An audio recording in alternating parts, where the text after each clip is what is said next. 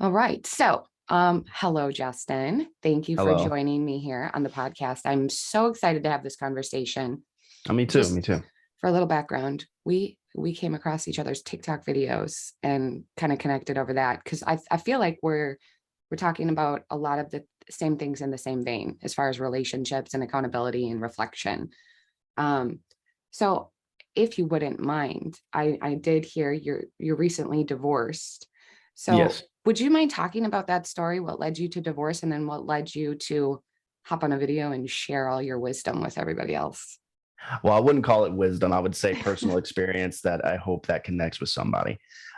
So I met someone when I was 22, very young. Um, we got together, and the relationship was really really good at first. 4 years into the relationship, we got married. I thought it was a good time to get married. As soon as the marriage happened, though, it was like they changed. Like they were not the same person. Um, it was just a lot of me carrying the weight of the relationship on my shoulders, trying to initiate conversations, dates, intimacy, and I was constantly being ignored. Um, I tried reading books on how to understand them. Maybe I looked at myself and thought maybe I'm the problem. Maybe there's something wrong with me that's making them distant. So I did a lot of self reflection. Um, Actually, what was going on is they met somebody else and they did not tell me. Um, and they were planning to leave for a very long time because I wanted to have children. I wanted to move to a different city. I wanted to just start a family with them. And they found out they didn't want that. So we got divorced after that. And during that time, during the before the divorce ever even got finalized, I was making videos on my main account that almost got banned. It had 16,000 followers, and just really trying to convey a message of a man's needs in a relationship. They matter too. I think there's a lot of people who believe that, happy wife, happy life, and that's true in a lot of aspects. But what about the husband? What about their happiness? And just encouraging men not to be with someone who does not care about their needs and that doesn't think about them. So that's Yeah. what that's what really started it all. That yeah, that hits on a talking point that I find to be really speaks to people is this idea that men don't matter anymore, right? And so for me, I would say I'd say the last 2 years, I've intentionally worked at especially within my relationship practice and on my podcast, what I write about on my blog is focusing more on men, right? And kind of bringing back that idea that men matter because it seems like, and I will totally put this on the wave of feminism, especially the wave that kind of interrupted everyone in the 70s, that really kind of honestly fucked with a lot of people, Hmm? fucked with our ideologies, fucked with our ideals about relationships. And what I've noticed, I would say in the last 10 years, especially, is like men have taken the back seat. And that is all because it needs to be that way in order for women to be equal. But what has ended up happening is we've put women's feelings first and women ahead of everything. And then, well, after women is, the queer and the rainbow community. And Mm. then, men are like, you don't exist. Well, unless you're not white, then we'll give you a little bit of consideration. And I have seen this just moving across our country, and it's appalling. And to Mm. the point where if you defend men or if you talk about men's needs, I am met instantly, right? As a woman who is addressing this, I am met with, what about women? What about women? Right. And I'm over here, but what about our men? And when you look at the suicide statistics, you can't deny that men overwhelmingly unalive themselves more than women do. Although I did see a recent study that suggested the women's suicide rates are increasing over the Mm. last few years. So for both men and women, that's a serious issue that we need to focus on. But men are overwhelmingly what we got men going their own way. We have men saying they're never going to get married, that they're done. You have men on TikTok who are heterosexual who are like, screw the women, me and you, bro, me and you, let's do this buddy bromance, partner up, we'll be best friends forever, right? And I'm like, this is a legitimately valid new development that you can't even knock on men for anymore. So yeah, it's just really fascinating. So that's what I appreciate about your channel, especially. And you are very aware and very accountable of like, I recognize some of the things that I might have not done in my relationship. And so you speak to that. And it seems like men love what you have to say. And so we need more content like that. So I just want to put that out there. I praise you for what you're doing. I can imagine it's easy. I bet you get a lot of hate, Yeah. especially from the ladies. And Actually, I'm kind of surprised by the support of women. oh, congrats. I don't have that So, kind of support from women. well, I'll you take will that, get but there. You will get there.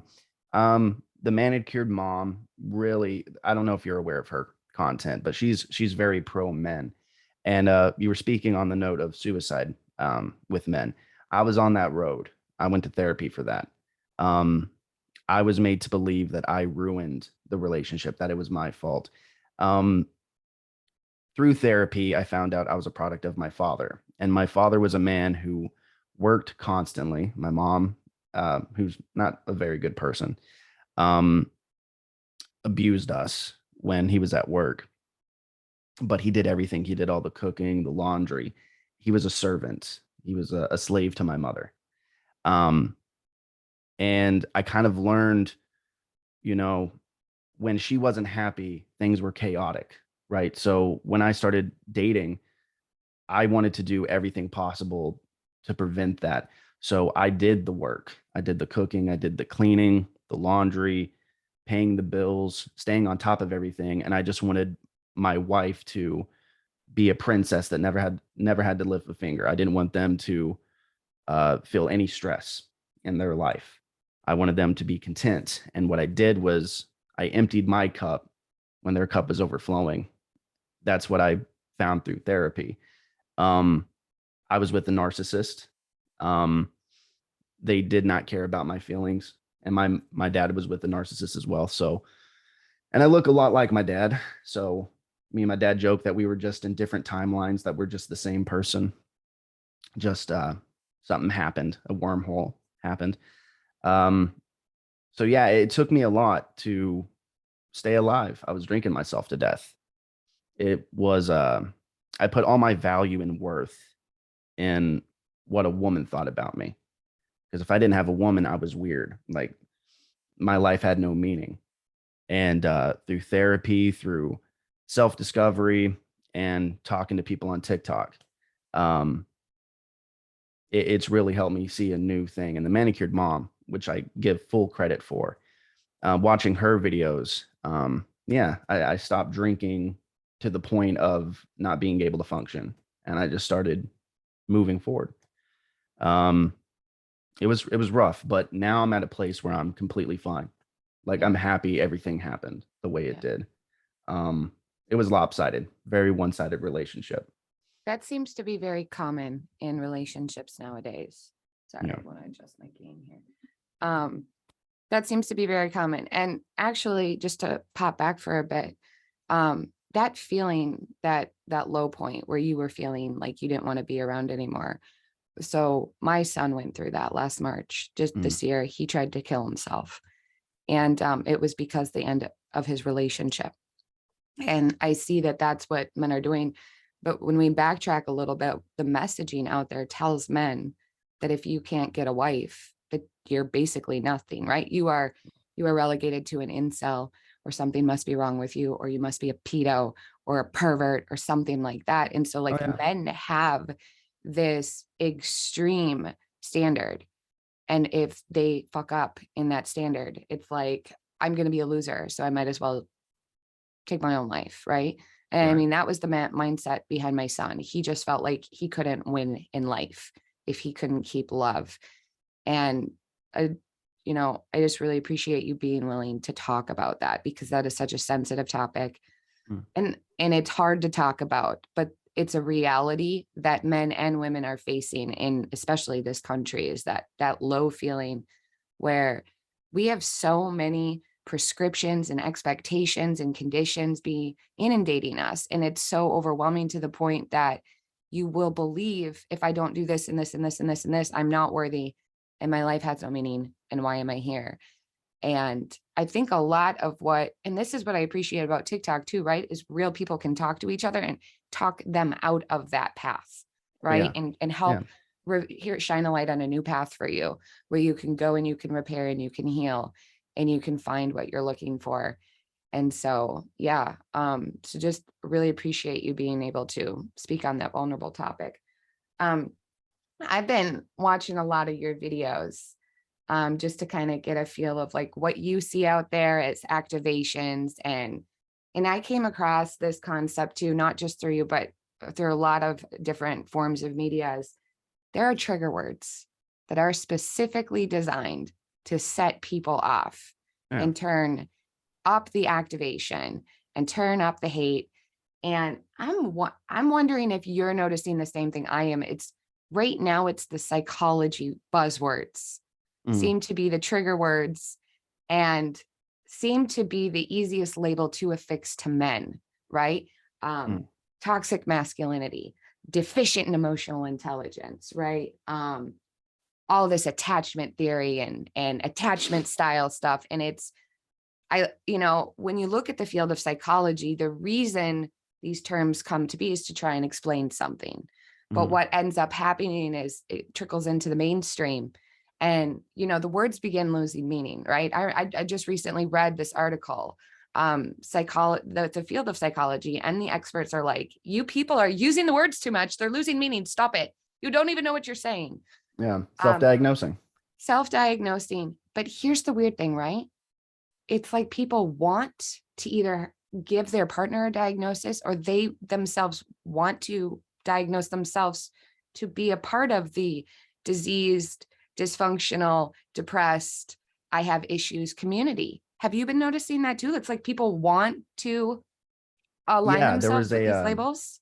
when I was growing up, there was even a romanticizing thought about bipolarism. Um, it was a trendy thing to be bipolar.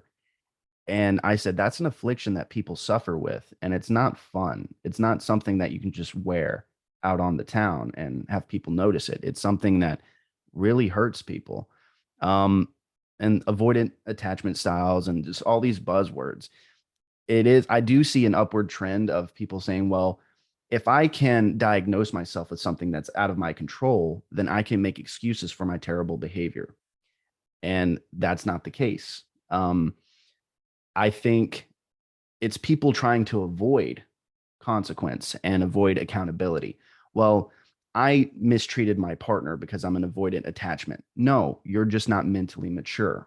You have the choice to treat your partner with decency, but you choose not to because you watched a TikTok and then you became convinced that you had this affliction. Um, it's disgusting to me to self-diagnose yourself. If you haven't gone to a doctor or a therapist and had this diagnosed, you should not be calling yourself anything. That's Yeah. very irresponsible. Yeah, I think we do the same thing too. I notice this more predominantly with women, especially just from my practice. Women like to call every man they have an issue with a narcissist. And everything he says is gaslighting, right? And if Yeah. he does something nice, it's love bombing. And so we take these diagnoses and we think somehow we're an expert, right? The ladies do this. Mhm. And I'm guilty of it, right? I've called a couple people a narcissist. I'm not entirely sure if they are. I don't have that kind of background to diagnose. Um, but it's so easy to just pick up and launch a word at somebody Mhm. simply because we're in a disagreement, right? And this trickles outward, right? The reason I'm bringing this up is because our preference to do this and our habits in doing this really trickle outward. And it reveals a lot about our inability to interact with people. Mhm. Like we cannot interact with people unless we have, an arsenal of all these word weapons that we can throw at people in the event that they disagree with us or we start feeling something while we're Mhm. talking to them. That must be their fault. And even going to the point of I think this creates trolls, right? This creates those Mhm. hateful, vengeful people who are out there trying to police and censor everybody else First, I'm going to throw my word weapons at you.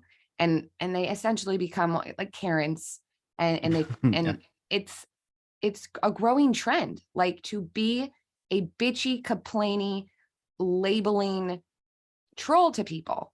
And it's just more and more popular. And I think, okay, so we can look at the social media paradigm and recognize that for most of us, it does have some sort of negative influence on us if we're not aware of what we're doing, right? If we're not responsible about our usage.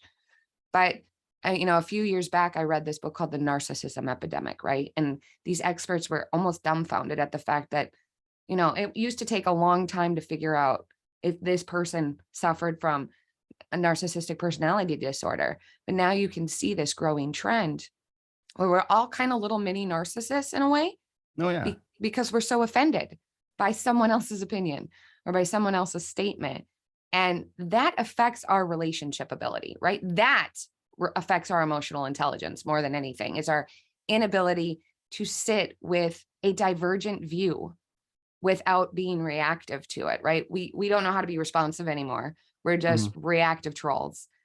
And I mean, I wonder, do you see that happening too? Do you notice that, like, through commentary on your podcasts or even through your TikTok videos or even conversations in real life? Do you see that happening where you're like, I almost don't want to be around people because it's like people can't handle a simple discussion?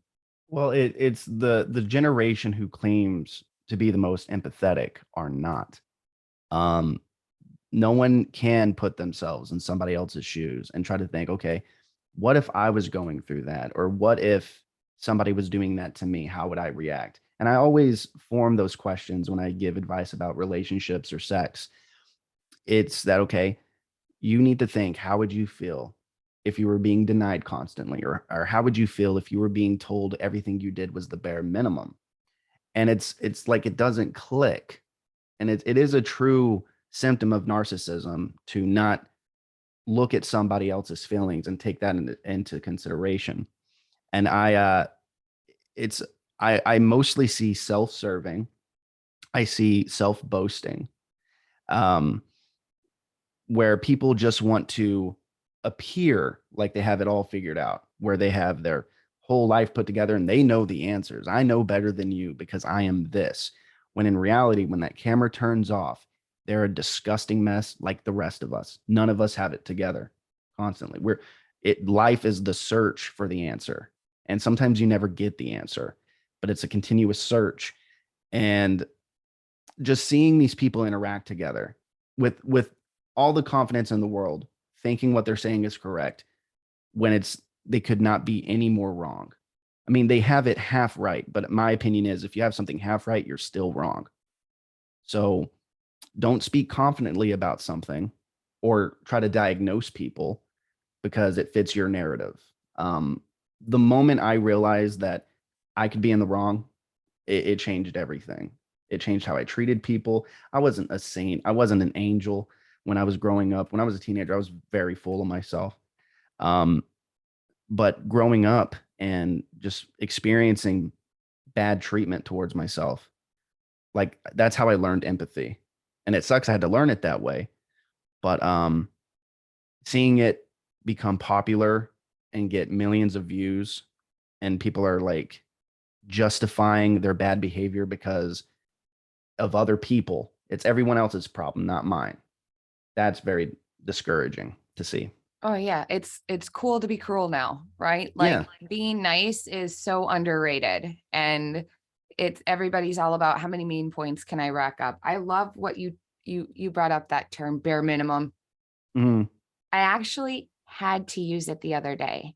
And mhm, I even gave this caveat, right? I was having a little bit of a heated discussion with my husband. mm, And I said, look, I hate even using this word, but I have to use this word, right? It's bare minimum. But I've been seeing this word everywhere. And I remember seeing some funny meme like flies you to Paris to propose, bare minimum, right? Like, I mean, mhm. that's the level we're at here. But this bare minimum word gets thrown around and I can't stand it, right? I think people need to be more conscientious of the words they're using, right? I read I read the four agreements, the fifth agreements, Don Miguel Ruiz, right? The Oh, number same. one rule is to be impeccable with your word, right? We're Mhm. intentional because the mouth speaks what the heart is filled with. Mm. And I think about this bare minimum and I think, what happened to appreciation, right? Even if it is bare minimum, like, The right? bread and butter. What happened to appreciation? We are more comfortable with complaining and acting ungrateful than trying to maintain an attitude of gratitude, right? And Mhm. so let's pop back to your previous marriage. You were doing everything, Mhm. right?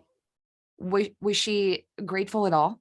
I mean, did she ever say thank you or I appreciate you or I noticed you do all this for me? I like it. I thank you. I appreciate it. Or was that bare minimum to her?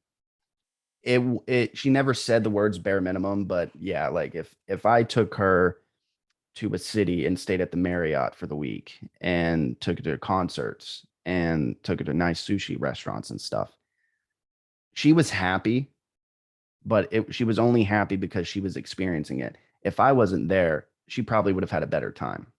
Mm, Everything that I did was not taken not seriously, but it just wasn't appreciated at all. Um, and that really built resentment to me because I'm like, I'm kicking ass right now in life. I went from being in poverty to making more than my friends who went to college. mhm, And I'm giving you this life and I'm doing it because I love you, not because of any selfish reason. Like I'm giving myself to you constantly on a day-to-day basis. And I was denied intimacy. I was made to feel gross for wanting it. mm, I was guilt tripped, told that, oh, that's all you want. No, I just wanted to connect with my wife. And it was just very discouraging. But I started the bare minimum conversation and it had on my original channel, it had like over 1 million views. wow. And there was women attacking me saying like that is the bare minimum to pay the bills and have a job and take care of your woman. I said, to say that's the bare minimum really irks me because if women are independent, which they are, if someone's doing something for you that you could have done yourself, that is not the bare minimum. If someone makes your life easier and takes the burden of working, providing, all this stuff, they're making your life less stressful, and that is never the bare minimum. And you should say thank you. There was women who said they were trying to misconstrue what I'm saying is saying, oh, you just want a sex slave, you just want a woman to just bend to your will. I said, I never said that. I said a thank you. Tell your partner thank you. And they lost their ever loving minds. This entitlement Mm, where appreciation has gone out the window. I'm going to touch on what you said. And I know why it's gone out the window. We live in a self serving society where everybody wants to be a YouTube star, where mm, everyone wants to live that Kim Kardashian, LeBron James life when that's not realistic. And everyone thinks that they're owed something. You are owed nothing in this life. You have to fight, scratch, and claw to get to any place. It's hard for everybody. So if you have someone that can provide you a life where you don't have to do much except live, you should appreciate that. The fact that it's not appreciated, it's hard for me not to yell and scream, but I try to stay calm because I'm a ginger. If I yell and scream, I get all red and it's not pretty. So I have to keep calm. no, I feel you on that. I see the same thing. I think about once a week, right? I'm like either with my oldest son who lives with us now. He's about to be 21. I love talking to him, right? Because he can see a different angle of society and he's emerged in a different kind of like block of it. But Mm, we both come to the same conclusion and everybody has so many expectations and they are so entitled. And I'm like, growing up, nobody ever told me life was going to be easy. No one told me life was going to be fair. No one ever told me I was entitled to justice or equality. Right. And that wasn't my parents giving me a bleak outlook on life. This wasn't because there weren't equal rights for women. I was born in 1980. But my parents did not want me to go out into the world thinking I could just open up my hand and people would just give me whatever the fuck I wanted. Like you have to mm, work for shit. You have to earn shit, right? And and intrinsically drilled into my head was an attitude of gratitude, right? Like, be grateful for whatever the fuck you get, because you might not even get tomorrow, right? Mhm. But this is this constant entitlement era that just keeps booming and booming.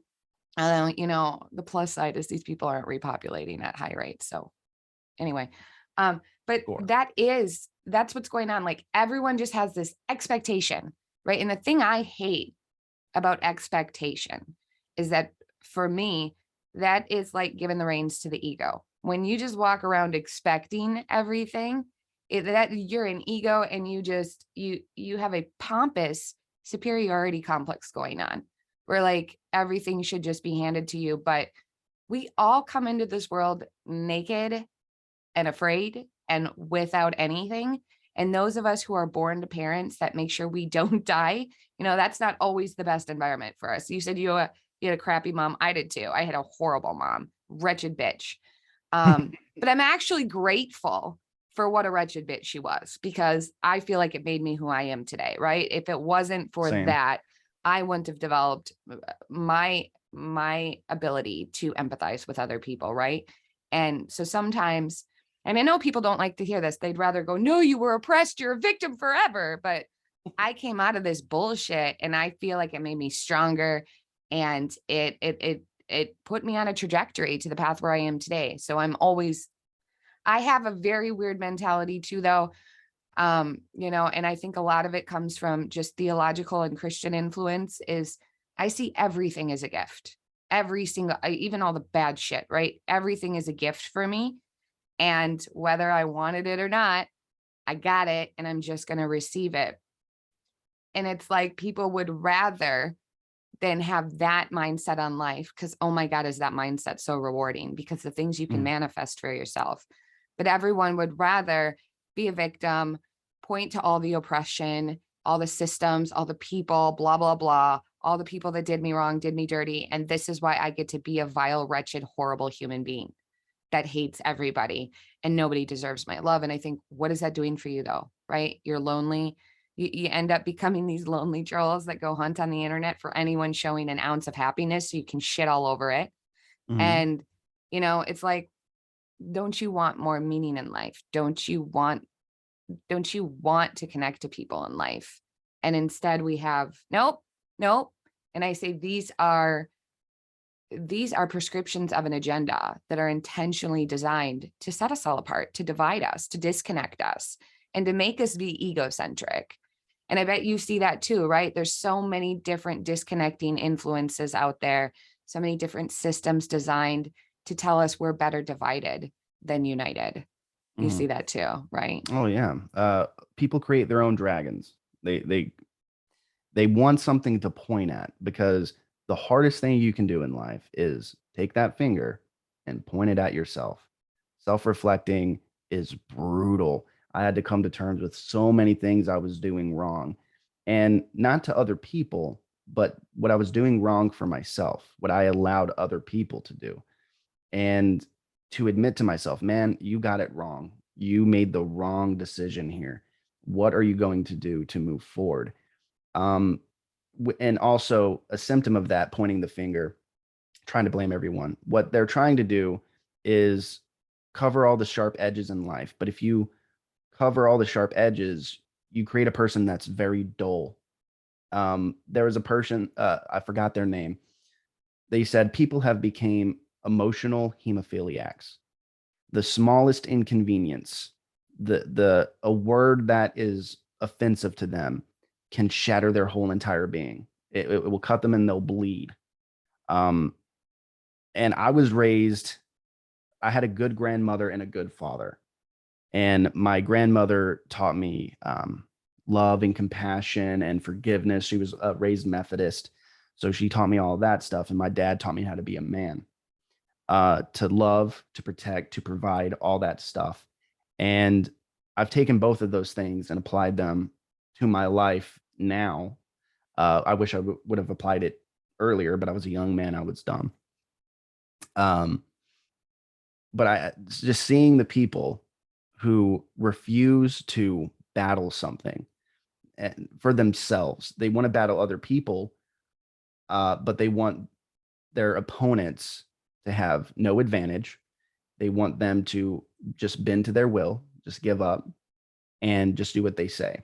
And I want to blame the parents for not instilling something better into their children. But even the best parents cannot change a person, how they're going to end up and what they're influenced by outside of the home. That's so true, right? Yeah. Then, I mean, just for me, right? For me and my husband especially, we totally parent differently than the way we were raised, right?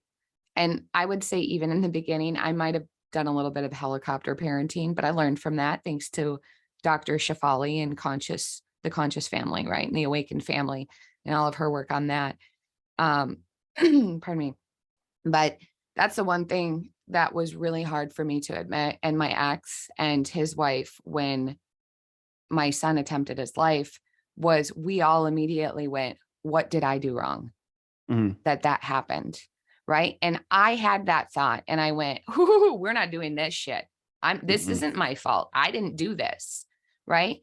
Right. And my husband and I, we got to the point where we were like, this wasn't on us. This was his choice. And we have to be there for him to heal.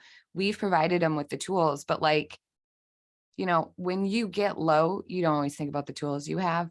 Whereas my ex, well, his wife didn't give really two shits about nothing about it, but Mm. my ex, my son's biological father, he made it all about himself. Do you know what this says about me? You did this. This means I'm a failure as a father. You That's didn't listen to terrible. me. And I just thought, and I was obviously emotional when I responded, but I'm like, do you want him to try this again? Like, what are you doing making this about you? Like, this is about our son. But that's the point that it gets to, I think, in society. What happens is, especially with parents, if our children don't turn out this way or that way, we blame ourselves. We Mhm. make it about ourselves. And rather than trying to address the issues to help our children figure out the path to go on, we're just going back to them and beating them over the head. Like, do you know what this is doing to me? Do you know what, right? Because Mhm. we're emotional hemophiliacs as well, right?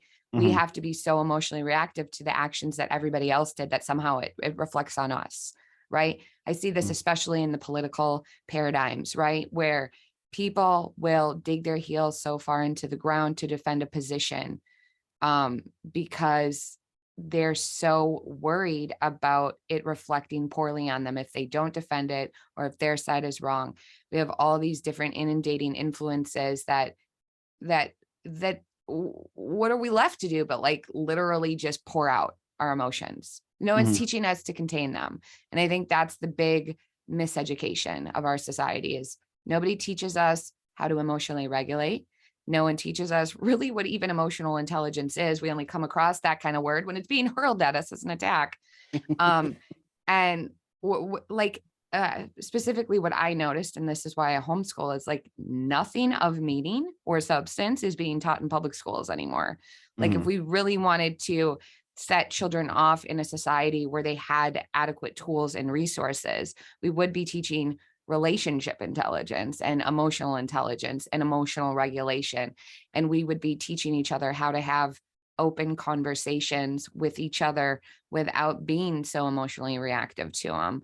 Um, I don't really see that happening. So sometimes I think, well, that's up for us to be creative out here in all of these different media platforms. And if that's what we want to help people understand, we will. But yeah, I love that term you use, hemophiliac. And I now I'm sitting here like I've heard that on somebody's podcast or something like Jordan Peterson or something. Are I you, think do it you, was Gavin McGinnis. He's had his oh, own. okay. Yep. Yeah. He's had his Um, own run-ins with cancel culture. And I actually Jordan Peterson, glad you mentioned him. oh, I I read love his Jordan books. Peterson. Apparently I'm not supposed to because I'm a female, but I love Oh, him. no, well, you're just don't listen to them. Jordan Peterson's books really helped me. They Yeah. truly did. Where I'm at today, he was in I live in Texas. He was in Dallas, Texas. I wasn't able to go because I had work, but he's going to come back, and I want to meet him. He was the grandfather I didn't have. Um, I listened to his audiobooks, the audiobook version at work, all of them, the Maps of Meaning, 12 Rules for Life, and then Beyond Order.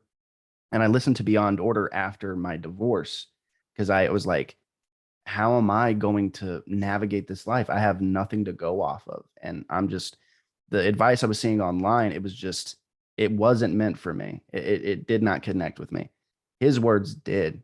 And I'm in a relationship right now. It's fairly early relationship, 3.5 months, but I've seen major improvements on how I respond to things, to misunderstandings. Um, I am very vocal with my feelings, and I say that they matter. I say this matters to me, and I will not waver. This is important, and I want this respected, and I want it valued. I want to be looked at as a person, and she's done such an amazing job. So I can attribute all my success to Jordan Peterson's books. Everything that's going right for me right now is directly correlated to his books because I I love applied. that. I think that is a common trend occurring right now. I Mm, love what Jordan Peterson is doing for not only men, but for women who are willing to open their minds and listen to him because he's not a mm, bad guy. I yeah, remember when 12 Rules for Life came out. I think I've read that book like 6 times. It is highlighted all to fuck, filled with it's so post-it good. notes. It's and I haven't read Beyond Order yet. That's next, and my son wants to Good. read it too. That was something I've done throughout my experience as a homeschool mom is, the access to the books, thanks to Amazon and getting all that stuff out to my kids. But Jordan Peterson has always been like, hey, to my son Julian, did you see his podcast? Yeah, I saw it. It's like he's good stuff. And I think that's why they're trying to cancel him, right? Oh Because yeah. he is helping people. And again, we have these systems designed to keep us disconnected and divided. And people like Jordan Peterson are out there like, fuck all that noise. Let's come together and let's also teach ourselves, like especially men, like what true masculinity is. Mm, And never mind this fucking buzzword of toxic masculinity. Because honestly, the way it is thrown around right now, it's like you're attaching it just to men. You're just yeah. attaching it to the male sex. And try bringing up the word toxic femininity and watch everyone lose their fucking mind, Oh right? yeah, it doesn't exist. Miss Andrew doesn't exist. Did you Oh, it know doesn't that? exist. Yeah, yeah. According to women. It sounds like Look, toxic I have to, femininity to I me. I just want to say something here too, right? Like this is the most frustrating thing. And you hit on it earlier. Personal accountability Mm, is significantly deficient in our society. yeah.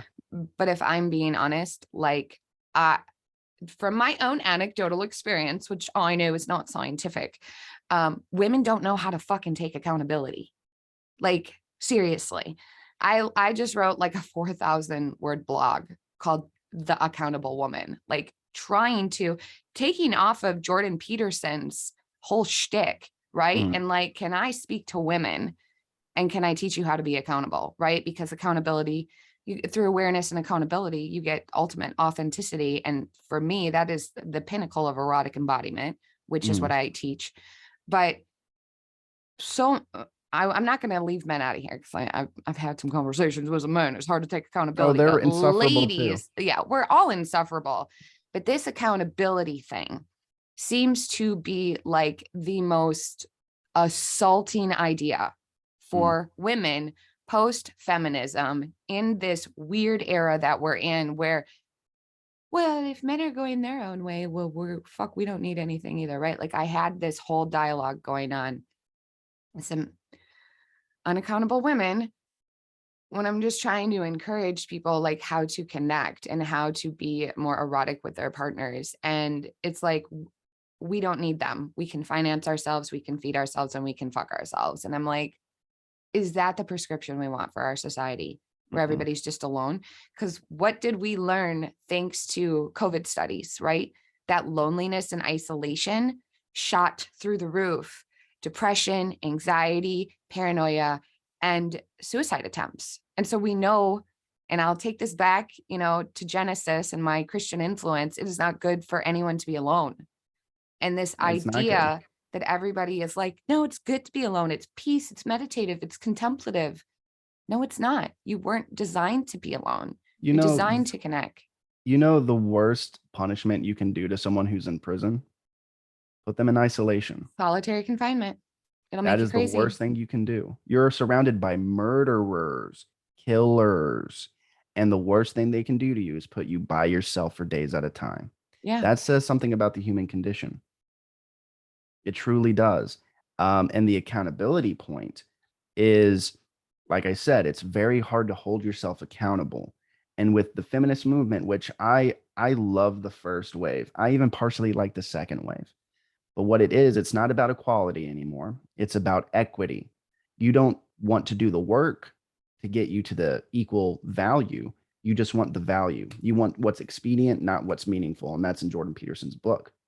We look for this since the dawn of the internet. When we have instant gratification, we think everything should come to us all at once. It's not how it works. You could do that. You can get everything all at once, but when you don't work for it, where you don't have to sharp or get cut by sharp edges and experience life, then you will never appreciate it, and then you squander it.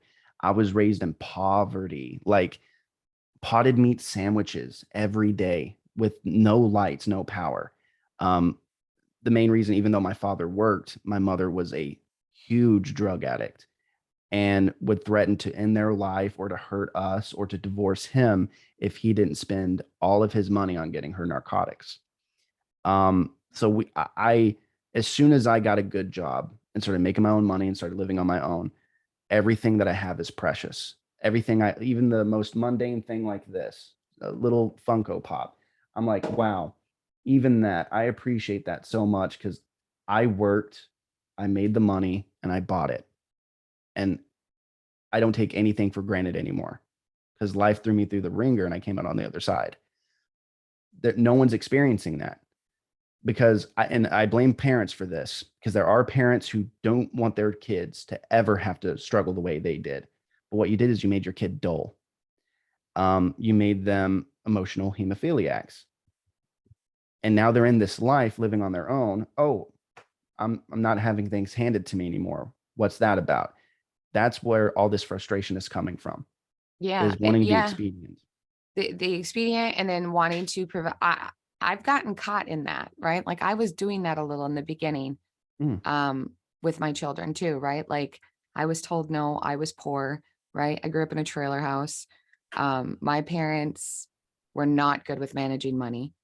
And so I did that. But then, I mean, and my husband called me out on this too, right? And we really readjusted, but we were doing that because he said the same thing, right? Like if they can't handle no, how are we going to send them out there? Like if they mhm, can't handle being frustrated or being sad because they didn't get their way, how are we going to send them out there?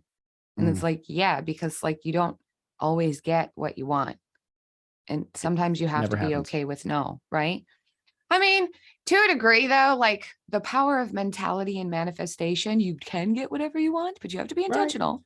right. But right, we can't just be walking around like spoiled little brats with our hands out, like gimme, gimme, gimme, gimme, gimme. And then, like losing our shit if someone says no. And so that is really important. God, I really love your little reference to covering all the sharp edges. Just thinking about this in my head. It's Jordan Peterson. I'm not this unique, beautiful mind. It is Oh, all well, Jordan you Peterson. are, because I mean, I love your TikTok. So you got some originality going on in there, I'm Justin. Don't plagiarizing sell Jordan yourself Peterson. short. That's okay. We all plagiarize Jordan Peterson. He loves it. Um, okay, so I want to move Yes. on to the topic of infidelity because Yes. you saw my video, Mm, you stitched it, and I like totally appreciate your viewpoint on that, right? sure. So just for a little context, I did a TikTok video where I was like, why don't people offer grace, mercy, and forgiveness anymore for infidelity? Mm, Because the common thread that I see, especially within my relationship coaching practice, is it's one and done. You cheat, we're done. And that's mm, the end of the relationship. And so most people who listen to my podcast know where I stand on this because they know my history, right? So real quick, my husband and I got married January 2009. mm, He deployed to Iraq in April. And by September, I had cheated on him and got pregnant. mm, He came home Christmas. He forgave me. We decided we were going to raise this baby together. The other man was dishonorably discharged because it was another person in his unit mm. that it happened with. Um, but the thing was, is for the first 3 years, he had been accusing me of cheating, right? Right. And there was nothing I could do to like convince him I wasn't. until a point where he did leave on 2 mini deployments and I did cheat on him. And then I lied to him on my wedding night about it when he asked me, but then I did it again. And so it took a lot of time for me to come to this conclusion because he wanted this big, deep answer as to what happened and what he was doing wrong. And for me, it was really, really reductive. You left for a military assignment. I was horny. I got laid. That's just the way it was for me, right? For him, though, he was like, this is the worst thing that could ever happen, but I don't want to lose you. And so we worked on it, right? And now I had to tread very lightly for a long time. I had to rebuild his trust, right? And we had to get over all of that because it's not an easy fix, right? You have to do therapy and you have to do, separate internal work as well. But I came out of that the other side where grace transformed me, right? Like I got to the point where I was like, wait, you're forgiving me? You're not going to send me divorce papers and leave me high and dry and what, So for me and my view and what my hope is for what infidelity can turn into is that grace can transform, right? That I'll take that back to the Bible, even though apparently being a Christian disqualifies me from intellect. That's what I was recently told today. And I was like, fantastic. That's nonsense. But that transformative love and grace can actually be a benefit to your relationship, but you're on the other side of the coin, which is what a lot of my commenters are on too, right? They're like, fuck that shit. No way, we're done. But you were cheated on.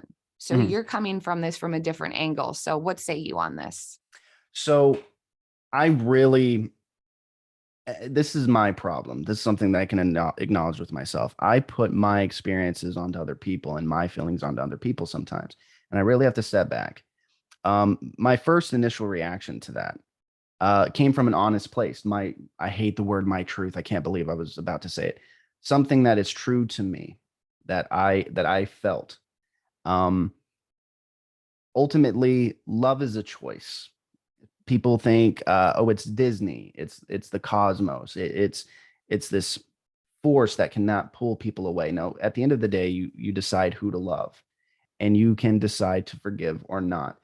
I would err on the side of if I'm cheated on, that is a betrayal to me, and I wouldn't be able to go forward. But if it was with someone that made a mistake, it's not well, it can be a mistake. I look at it as a betrayal. But if someone were to say, look, this is what led me to this point, and I'm not blaming you, but I felt like you weren't paying attention to me. I felt like I wasn't important in your life. You didn't take the effort to speak to me about issues that I had, and which I thought I did to my ex-wife. But after going to therapy and re-examining everything, I wasn't a perfect husband, but goddamn, I was a good one. I was a pretty decent husband. There's different reasons for cheating.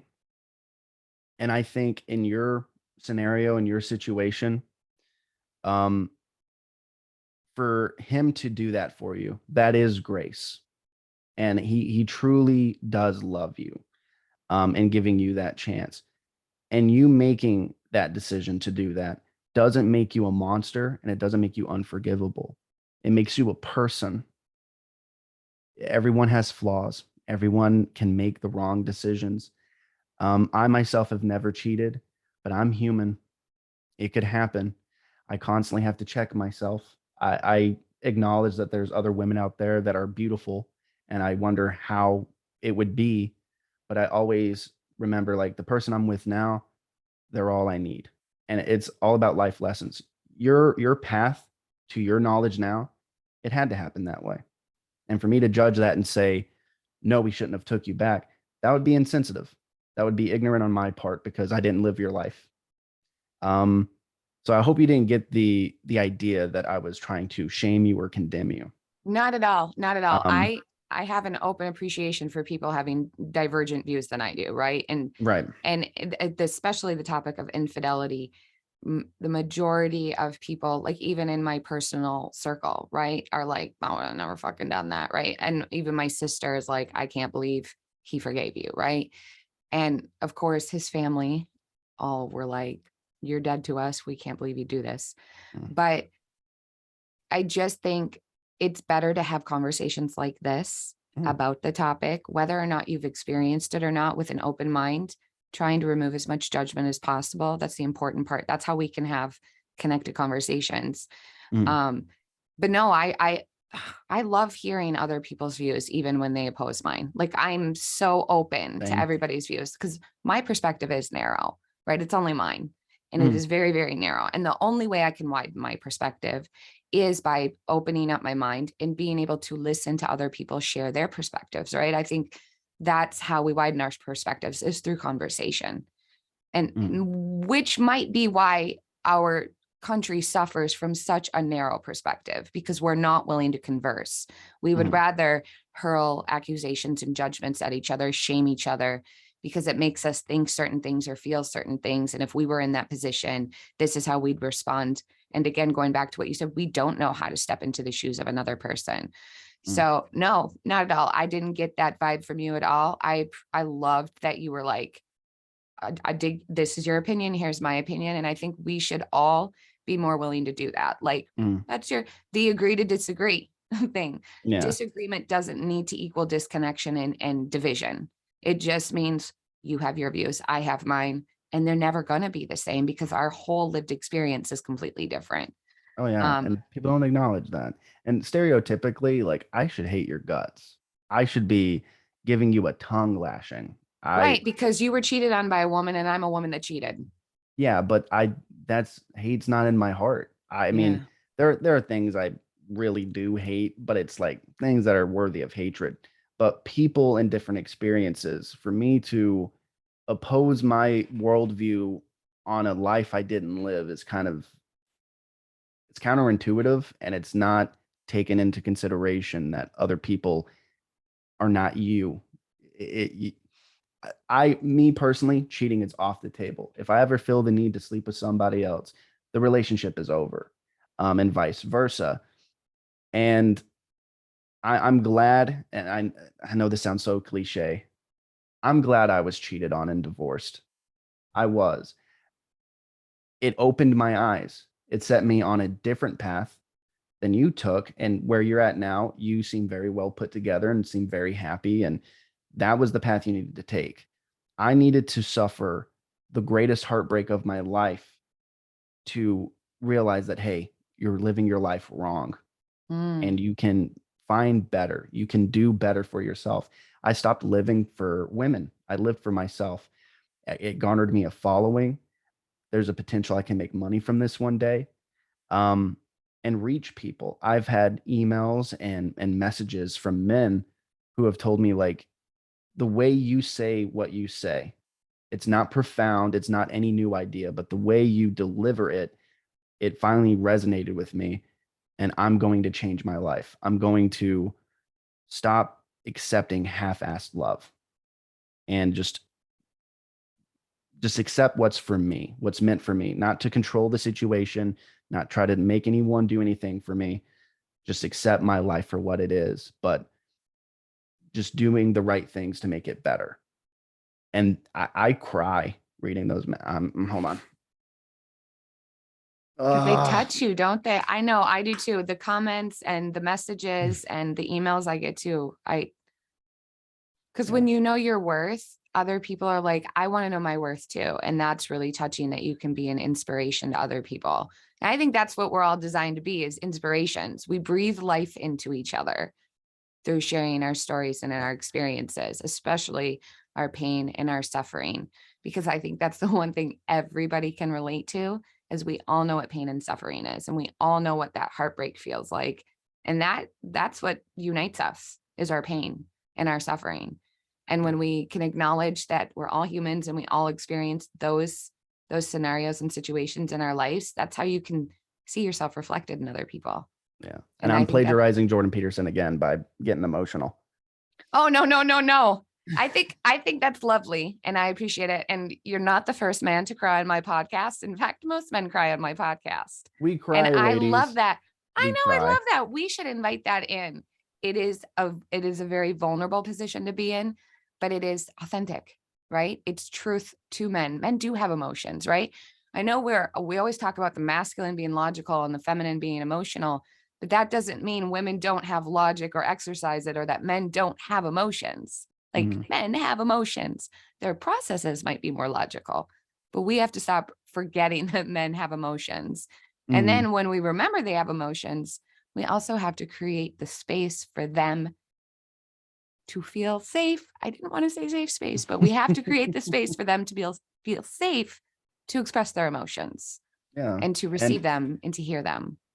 I've seen a lot of discouraging videos from women saying that, oh, the moment I saw my partner cry, I just lost all attraction for them. Well, you don't have a heart.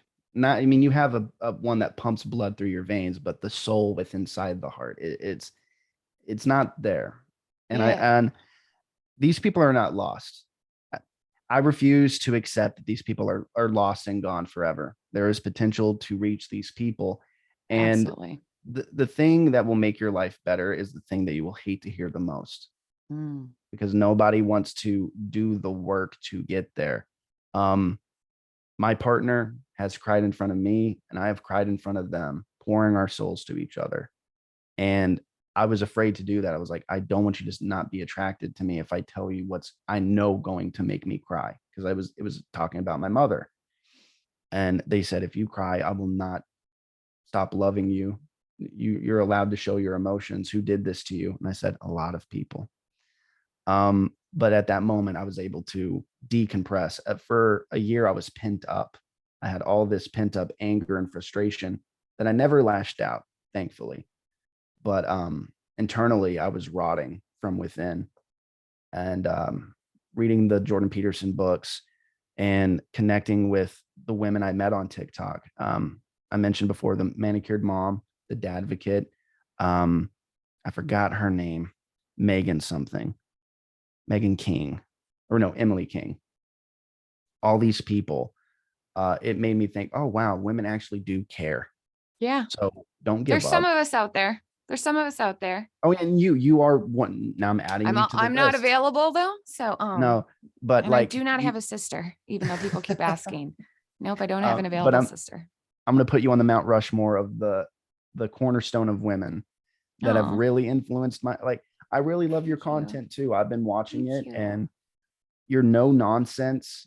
Um, you don't put up with double speak. I see you calling that out a lot. Um, like hypocritical points, you can zone in on that quickly, and that's something that I personally have within myself as well. When I see hypocrisy, I'm like, no, you're not getting away with that. You're Yeah. not just gonna. I have to point that out, and it makes people angry. But it took a lot. It's a lot to put yourself out there and have these opinions and share them, because it will get you hate. Like I've Right. been threatened to be doxxed, my location given away, threats of violence. For what? Telling the truth, And not sharing your attacking point of anybody. view. Yeah. And well, I do attack people. I attack toxic people who refuse to acknowledge that the other side of the conversation matters too. Yeah. That's the only, I don't punch up, I don't punch down, I punch lines. Yeah. And that's, I started out as a comedian making funny videos. And then I went through my experience and I was like, can't laugh right now. We got to reach some people. I have to therapeutically talk about this. Um, and I'll eventually get back to comedy, but people are not Where letting you're me right laughing now. at yourself over your suffering. That's like the greatest way to heal. Oh yeah, I laughed at myself so Mm. much. It was so therapeutic. I was making, I had my friends make fun of me, like, dude, how could you let that happen? I'm like, I'm a ginger. We accept love when we can. Yeah. My Super husband and in I did a season. lot of that too, laughing at my infidelity. And, if you can try and find humor in it, I feel like that's going to gauge your trajectory of healing big There's something time. hilarious about my life. Yeah. Um, Stereotypically, I should have been a monster. I should have been someone, and I wouldn't have the right to, but I would have some sort of justification for causing a lot of harm. And as a man, I acknowledge I can cause harm. I can do things that hurt people. Um, but my grandmother and my father both instilled in me, like, you may be hurting on the inside and there may be people hurting you, but to react with the same level of vitriol and hate and violence, you're just causing more of it. And I'm not very religious. I was raised Pentecostal. Um, I'm not very religious, but I do believe there is a God. And I do believe that if you live your life accordingly and you don't try to harm anybody and you just try to search for the answers and try to connect with people, that is something that will get you, God will provide you what you need. That's the whole, Absolutely. when people call it manifesting, no, it's God. It is not you doing it, it's allowing you to receive Mm, what's meant for you. You just have to be mhm. open to the opportunity. Um, Absolutely. it's taken a long time for me to get here, but thank God that I'm here. Yeah. Thank God I'm here today talking to you. Um, Yes, absolutely. Thank God I found you on TikTok because I was over here like, God damn. So, yeah. So thank you. Thank you for that lovely compliment too. And again, I just, I want to praise you too. Like what you're doing is amazing. And I I love that there are platforms like this for us. I know a lot of people are like, and I've even had people say it like in comment fields, right? Like, and this is why we shouldn't be on social media getting advice. And it's like, well, where should we be? Right? Because I don't even know who to believe anymore. I don't know what to believe anymore. You get all these studies coming out telling us basically the studies of the past were crock and shit. And there's doubt in every expert field now. And it's like, what if we just tried relating to each other? What if mhm, we just tried sharing our stories with each other? What if we tried conjuring empathy for each other outside the narratives of academic expertise and the mhm, systems of authority and hierarchy? Like, what the fuck are they actually doing for us that we can't do for ourselves just through authentic connection and relating to one another and mhm, being willing to listen to one another, right? Listen open-minded, listen with an open heart without that desire to judge or categorize or label what we're listening to, mhm, right? And so that's what's I think is uniquely incredible about our ability to connect with anybody in an mhm, instant like this, where we can be not tangibly face to face, but we are face to face, and we can look at each other and we can see the human on the other side of the screen, rather mhm. than the avatar that I can just shame and insult and attack and troll and belittle because whatever reason you want to. Yeah, totally. I What's love that ability that we what's have. very clear is people are hurt. Because hurt people don't, Definitely. people who are not hurt don't act this way. Right. Um, Hurt there people are, hurt people. yeah, oh, exactly, for sure. And I'm really glad that I never went down that destructive path. I could have so easily done it. And to be honest, I wanted to. I really wanted to. There was this thing that was like, just if you release this anger and scorch your part of the earth, you'll feel so much better. And I'm so thankful that I didn't allow myself to do that. Yeah. Again, thanks to Jordan Peterson. Mm. Uh, People say that he uh, boasts and he uplifts toxic masculinity and allows men to do No harm. way. He caused me, he prevented me from exploding. Um, I hate the hate that he gets. I Oh, I do truly too. do. It's I do like, too. I was under a publisher house once. I was going to write a book a while back, and I was under a publisher house, and we had just started, they had sponsored a podcast we were doing. And the premise of the podcast was called Bookish, the Canon Continues. And essentially that meant like the canon continues in literally every book you read, right? Like God's message is everywhere in the written mhm, word, not just the Bible. And the first book I did, we did book reviews, me and this other woman. The first book I did was Jordan Peterson's 12 Rules for Life. And the publisher and all of the other published authors under the house, even my co-host was like, "You're under the progressive Christian deconstructing Christian narrative. You can't do this." And I was like, "The canon continues. Did we not agree that God's word is in every book?" well, Right. what?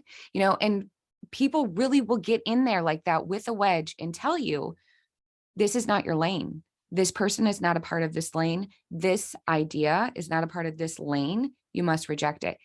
And the amount of people that are willing to say, okay, I'll avoid that person just for the sake of that lane is so baffling to me. Right. Mhm. And I would say to these people, right. And they would trash me for being encouraged by Jordan Peterson. I'd say, have you read his book? No. Have you listened to any of his podcasts? Have you listened to any of his lectures? No. Do you feel like you're making an informed judgment here? It doesn't matter. I've heard No. all I need to. But did you go to the source? And that's the thing that's so frustrating about anybody, right? Trying to share an encouraging word is if it doesn't have this label or this attachment or this category, it is rejected. And you're okay with that kind of ignorance, right? Like ignorance is willful, and Mm, intentional now, I swear. it And it's is. like, And theoretically, say he was the enemy, say he was this monster that people are saying that he is. Okay. Why wouldn't you want to read the book of your enemy? Because I read Mein Kampf, Hitler's My Struggle. I read that. I read the Gulag Archipelago, Communist Manifesto. Communist Manifesto.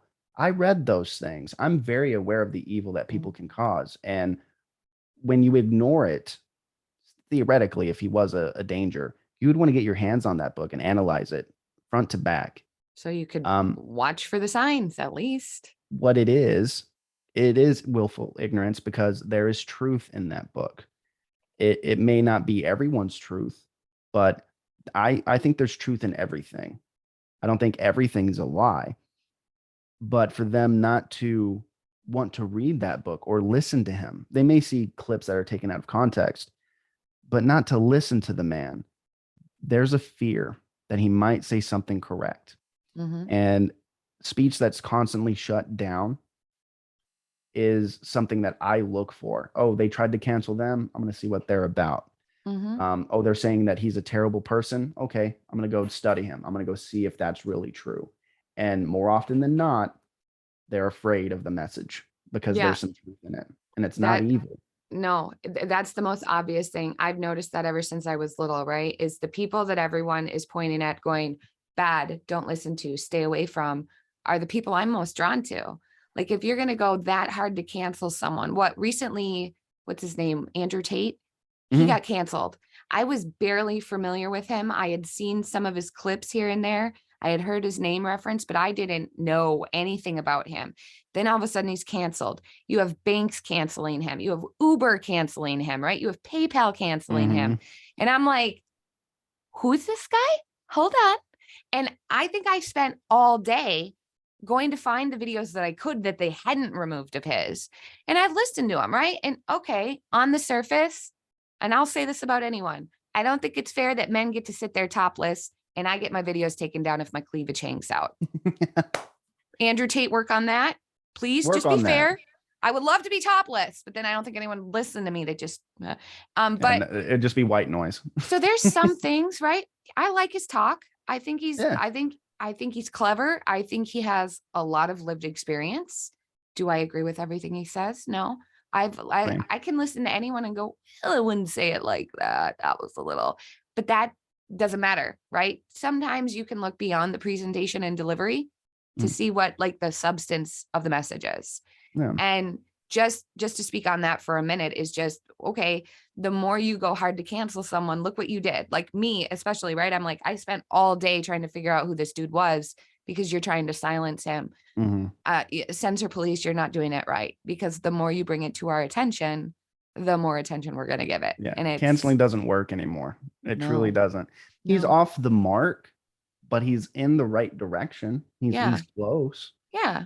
To shut him down completely, I don't know. It's disgusting to me.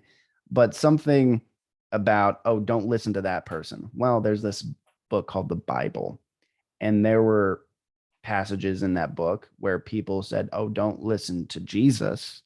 Yeah. He is a heretic. And look what happened there. Yeah.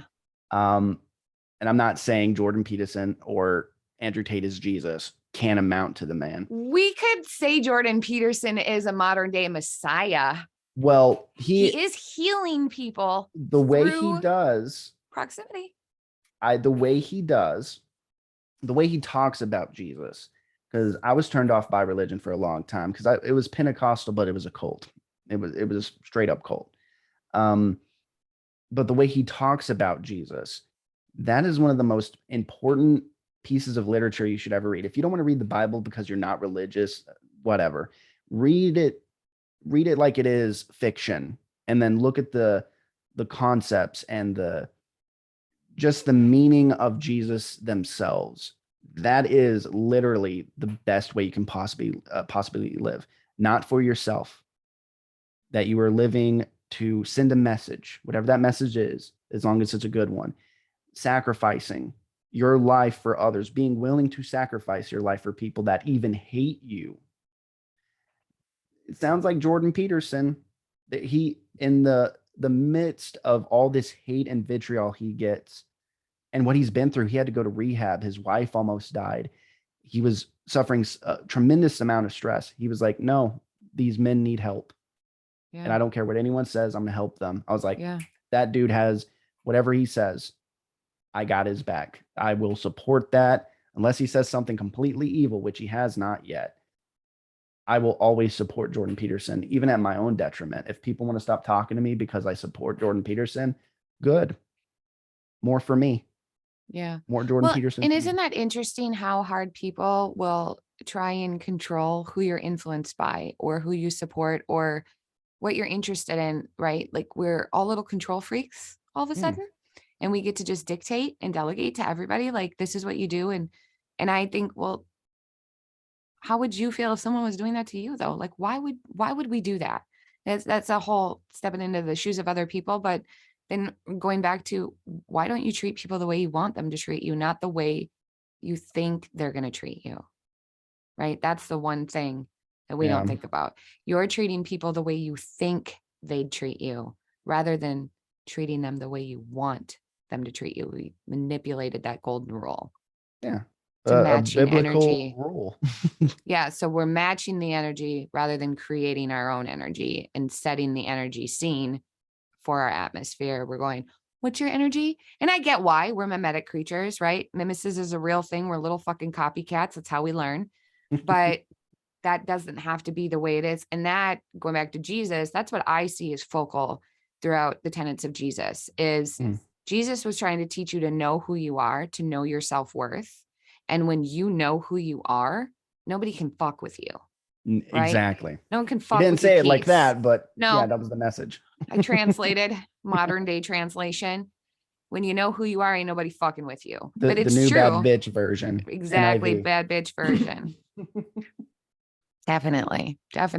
And there's so much truth to that. When you know who you are, when you're confident in who you are, when you know that you and God are one and aligned, nobody can interrupt your peace and no one can diminish your worth. And if we all clung to that mindset rather than the entitlement, expectational, I deserve everything I want mindset, we would be a happier society, more connected, probably having more sex. I'm all about encouraging people to have sex. And apparently that's a bad thing. Oh, yeah. I'm dealing with that right now. Not in my personal life. No. Sometimes I have to tell you her get no that for too. medical You get that reasons. from the stuff you put out there, the content you put out, and people are like, I mean, I literally got accused of being abusive and coercive because I said, why aren't you having sex with your husband's men? And I'm like, sex isn't coercion. Sex isn't harm. So it can be. Sure, if it's rape. Yes. But then it's not sex, it's rape. Yeah, exactly. Yeah. Well, I've been actually, I'm not going to share the conversation because they asked me to be private, but it was someone who wasn't understanding my message because I said, okay, ladies, if sex is not important in your relationship, would you be then okay with your partner finding someone to sleep with, strictly just sex? Would you have a problem with that? More often than not, they say, no, I would not be okay with that. That's cheating. That's betrayal. Okay, then sex is important. So stop being dishonest. If I understand there's low sex drives, I understand that there's trauma, I understand that there's even medical reasons. But if you are a healthy woman that could, if you wanted to, the fact that you're not, if you're with a good man who provides and is very attentive, even is willing to build up the tension to get you to that point. If you're constantly denying him, you are telling him you don't desire him. And people call that, oh, you're trying to coerce and manipulate women and guilt trip. No, it's biology. If you're attracted to someone and you desire them, you want every opportunity that you can get to bed down with that person. My partner that I'm with now, night and day from my last relationship, I was breadcrumbed in my marriage, and it was transactional. I had to spend an exorbitant amount of money to even get a iota of intimacy. With the partner that I have now, just how I am, how I show up, she's like, we need to go find some place to fix this problem that I have. The problem is that I want to bone you. And I say, I oblige, madam. It's night and day. And I'm telling men, there are women out there like that. If they're into you, if they desire you, you got to beat them off with a stick sometimes. You have to tell them, no, we're in Target. We can't do that right now. Or no, honey, Yeah. 3 nights in a row, I need a break. Okay, mama needs a break. Yeah, there was a, I don't want to get too graphic, but it was a week straight. And I told her, I was like, baby, there's nothing more than I want to do. I'm hurting right now. I feel like my guy was in a UFC octagon and went 5 rounds with Lyoto Machida. We need to put him in the corner, do some cryotherapy, maybe some rehabilitation, because you got me, you won. Let me recoup. And they understand that, but it's so refreshing. And I want men to find women like this. Yeah. If they're into you, it's going to happen. I went 2 years without it, and I was loyal. I never went and cheated. But a lot of people said you could have done that. But I was like, no, I wanted her. Like she was my Aphrodite. I was a virgin until I was 22 by choice, and she was my first. And I was like, I don't want to experience this with anybody. She's my goddess. She's my queen. And no, she was Medusa. And then when I went on the dating scene, I experienced other people, and I even thought, oh, this is how you're going to live your life. You're just going to have random hookups. You're never going to settle down. And what I discovered is that no, ultimately it all feels the same, but it means something more when you're with the right person. Yeah. And that's when I decided to settle down with who I'm with now. And it was the best decision, best decision. I'm telling men, do not guilt trip. Do not try to force it, because this is what good men want. I'm sorry, I'm going on a tangent. No, it's fine. Good men want enthusiastic consent. Yeah. When I felt with my wife that she was doing it out of obligation, I couldn't reach climax. I had to fake it.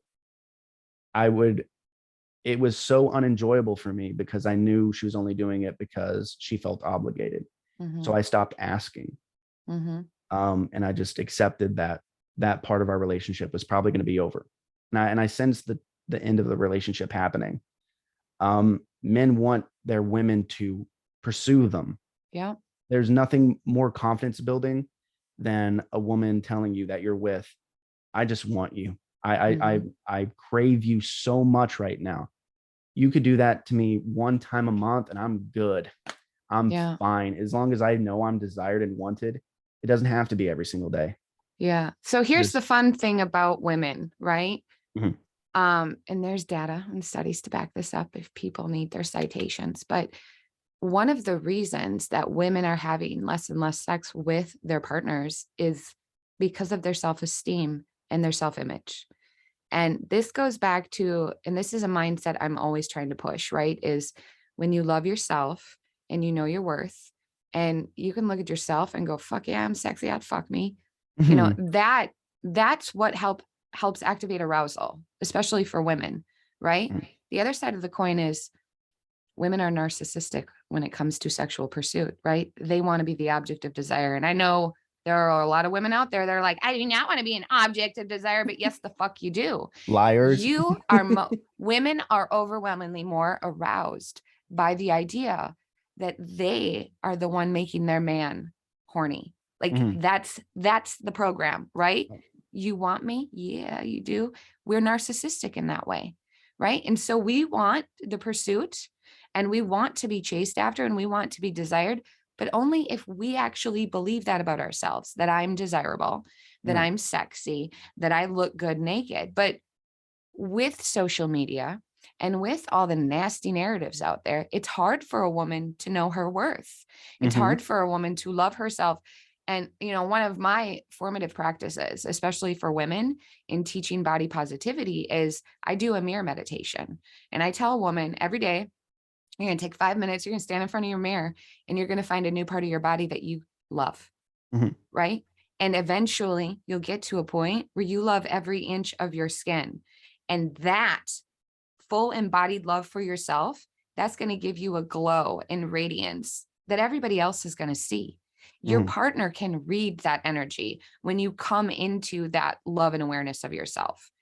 And, but again, nobody's teaching women how to love themselves, right? They're doing this whole, oh, if you look like Lizzo, you're healthy and you're beautiful and you're great. And you're like, these are not the messages that are going to help women with body positivity, with body security, and with a positive sense of self-image. Like these are, we can't keep telling women it's okay to not be healthy.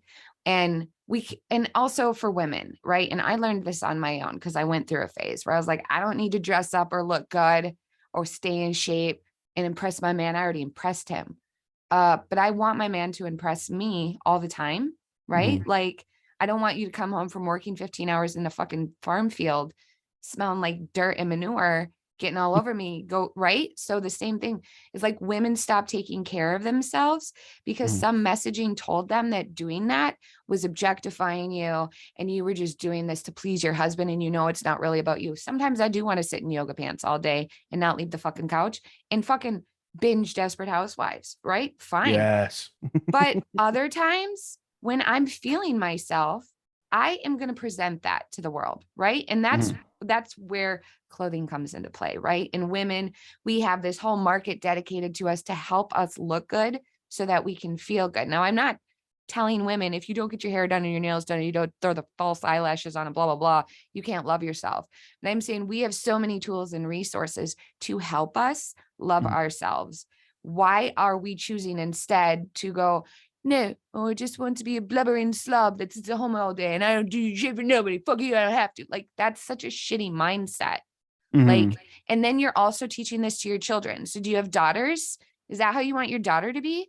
Like when she grows up, and this is your son, he's watching you. Is that what he's supposed to want for himself when he gets older? What you are presenting to them?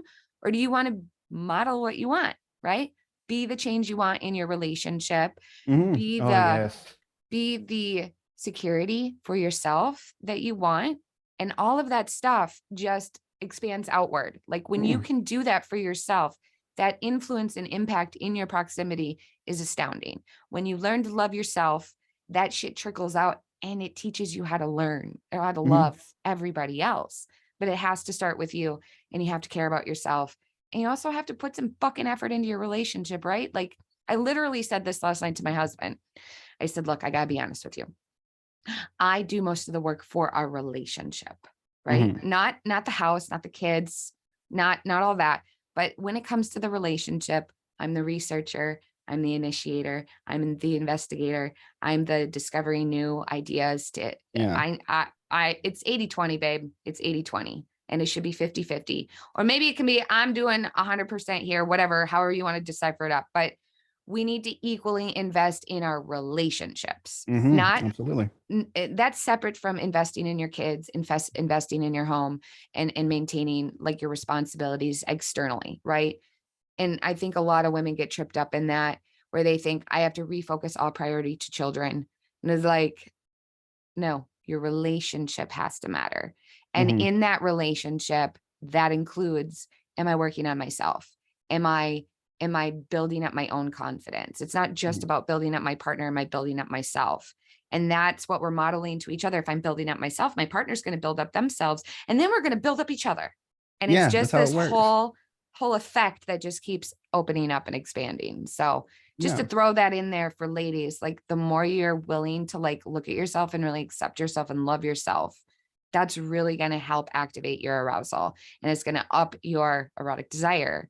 Mhm. And I love that you pointed that out too about men. Men want to be desired. Men want to be pursued, because it's usually up to the men, right? Like you look at Mhm. all of animal kingdom, it's always the male role to pursue the female. The female does have the dominance in the hierarchy of sexual choice and sexual selection. Yeah. Right. That's absolutely accurate. Jordan Peterson's information. That's Yeah. absolutely accurate. But we shouldn't we pursue each other?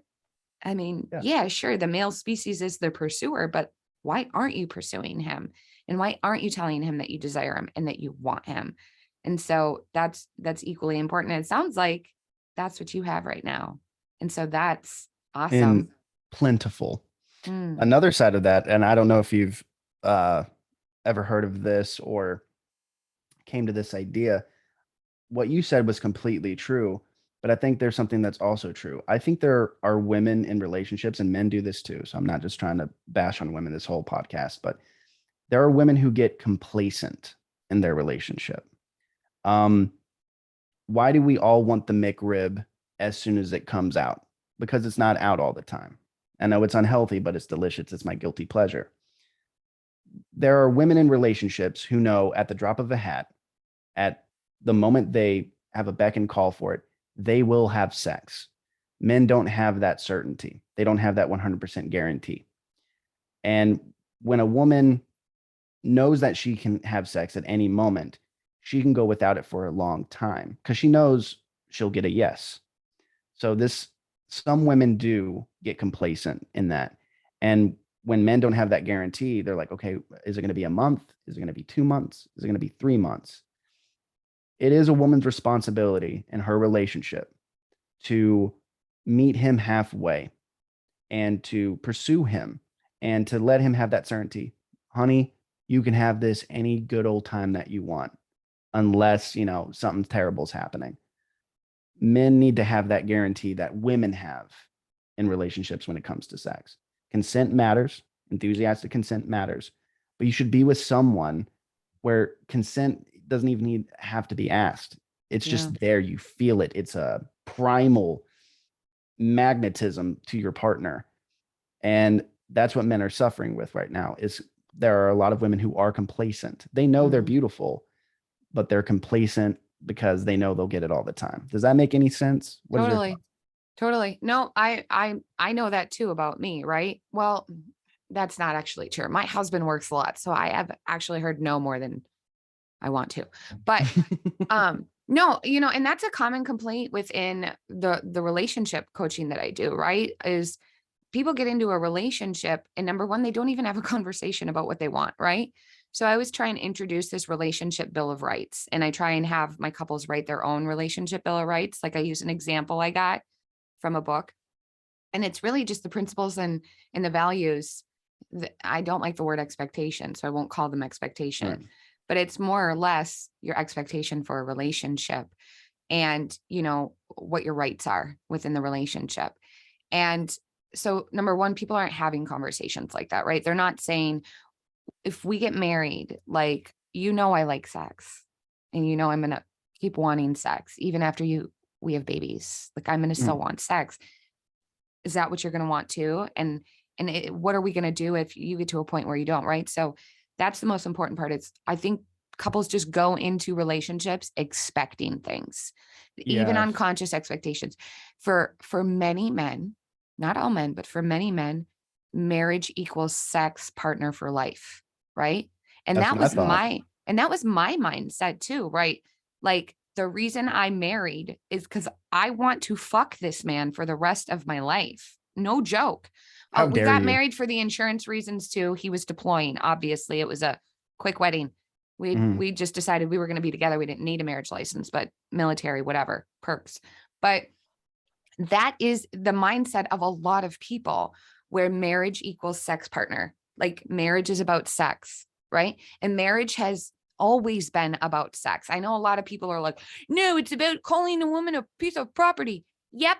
Right after the end of the Bronze Age, and we went into a more agricultural way of civilization, absolutely. But that was also to make sure I knew whose kids were mine, so I knew like what proper lineage to leave my property to, right? Yeah. This was a protection for property. That did not mean women equal property. So Right. I just want to clear that up. I've read the history books. I'm not ignorant of this. But that is the mindset of most people. Marriage is for sex. But today, marriage is transactional, right? There's perks involved. I get tax discounts, insurance, blah, blah, blah. Well, we had a baby, we might as well get married. It'll make all of this shit easier.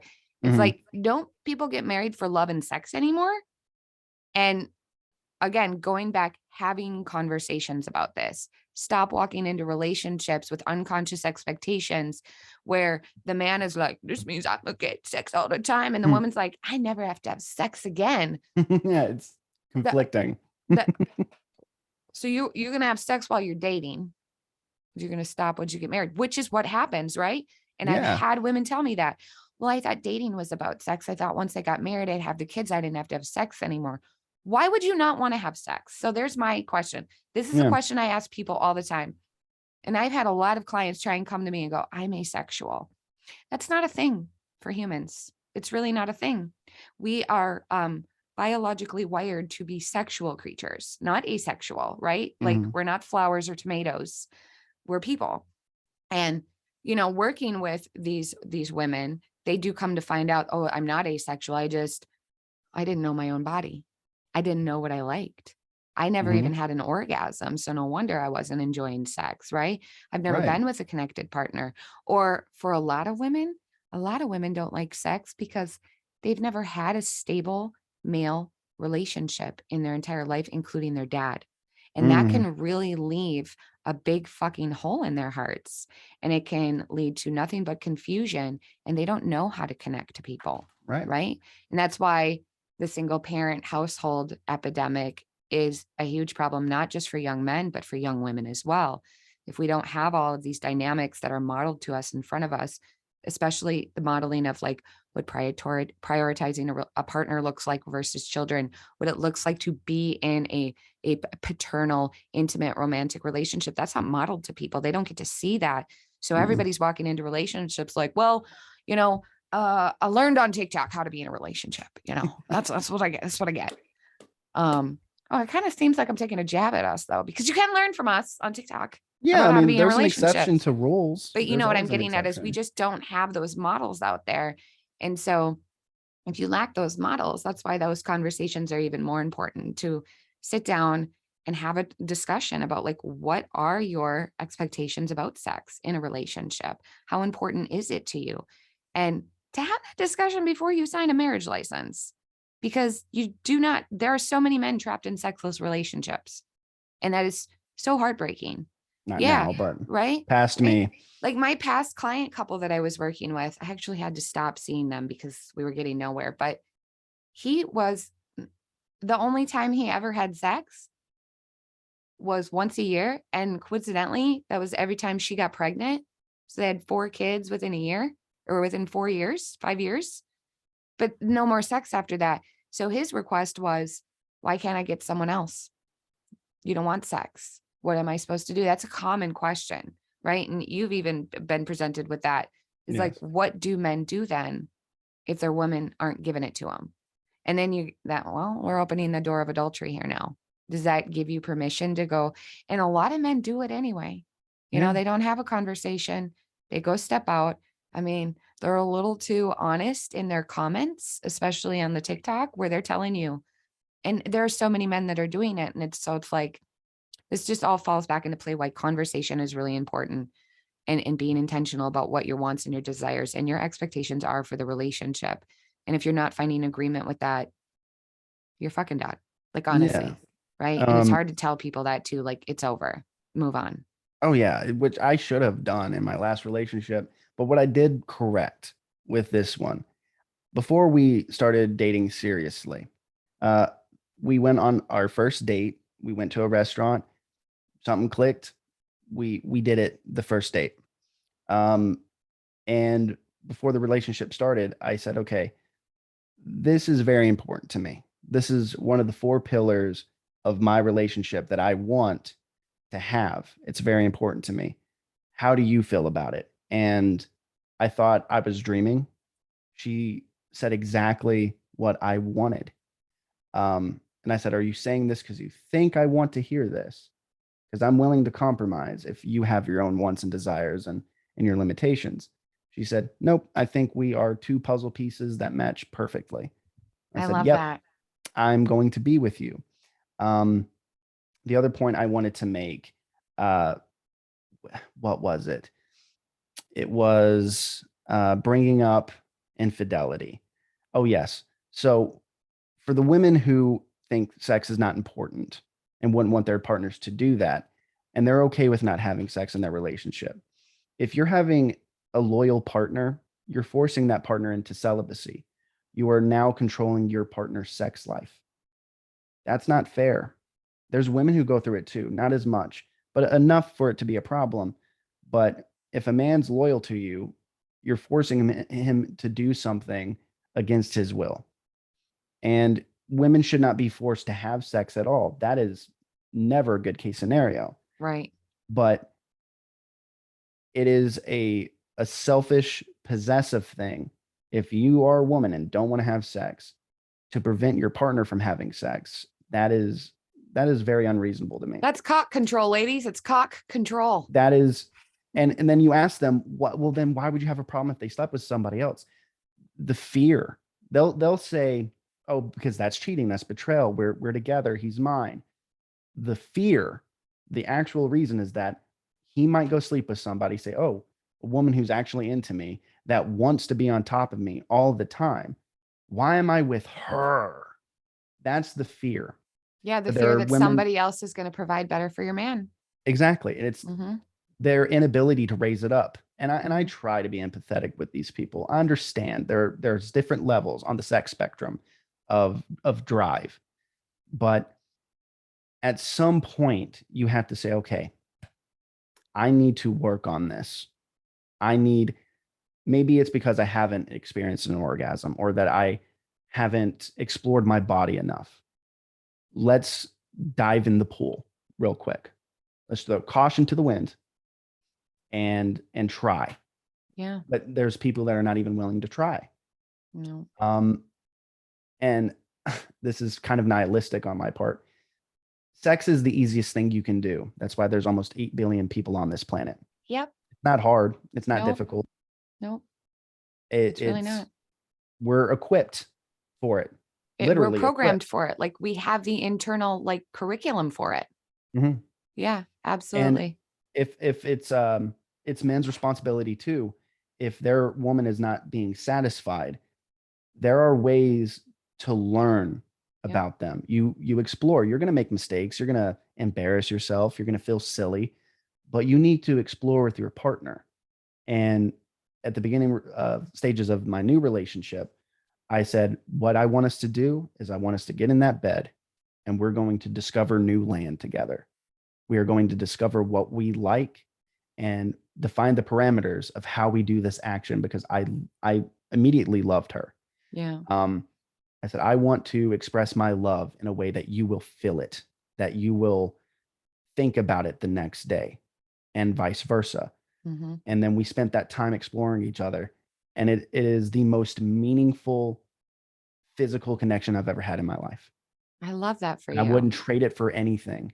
That's And it's awesome. so I want men, it's people get the idea that I'm just saying, oh, men are just perfect. We don't need to do anything. It's the woman's problem. No, men, when I'm giving this advice to men or saying, this is what women need to fix in their relationships, I want men to meet that equally. It same goes for them. It might be different things that they have to do, but I encourage men to build up intimacy with your partner. If it takes certain things to get your partner there, do them. Yeah. It's simple. Yeah, for some men it's just like done. For a woman, it's this journey, it's this build up. And if a man's not willing to do that, then if you're not having sex, it is your fault. Mm-hmm. It's a two-person thing. You have to Yeah. take their feelings into consideration as well. Yeah. And also consider for a woman, just some stats for you. It can take a woman anywhere from 5 to 45 minutes to become lubricated and aroused. So that's why foreplay is super important to women. And So important. when I say foreplay, I'm not talking about like even just penetrating her with your fingers or just oral. Like foreplay is, are you kissing her? Are you Hmm. breathing on her? Like, are you just close and touching, right? Foreplay Right. is so important. And that's what essentially lubricates a woman. So you have to give her time for that. But the other thing that's really important is a sign of a healthy sex life is when there's laughter in the bedroom, right? Like when you can laugh at yourselves because you're like, oh fuck, sorry. Oh shit. Something silly happens. That's a sign that you're like, you're doing it right. Yeah. Because it's such an organic and natural thing. But like if you don't allow space for humor, which is humbling, right? Humor humbles us. If you don't Yes. allow for that space, right? You're arrogant ass lovers. And the other thing that's really important is talking to your partner. And that's what a lot of people fear, right? If I go tell my partner, I feel like I'm clumsy in the bedroom, I feel like I don't know what you like, that makes them feel so insecure. But it's like your partner is the only one that can tell you what they Hmm. want. And you're the only one that they're going to answer that question to, right? We're not all telling everybody else our business. We want our partners to ask us what we like and what we want, what we're interested in, what we want to explore, what we want to try. Hmm. And we also need our partners to be vulnerable to each other and be like, hey, so like, I feel like I suck at this. And that's why I don't initiate because I just, I worry I suck at this. You know, what can we do about this? And just be open enough to have a conversation with each Hmm. other. And it's especially important, right? I hear this complaint from men is that when they do try to talk to their partner, their women make them feel ashamed for even asking, like, shouldn't you know?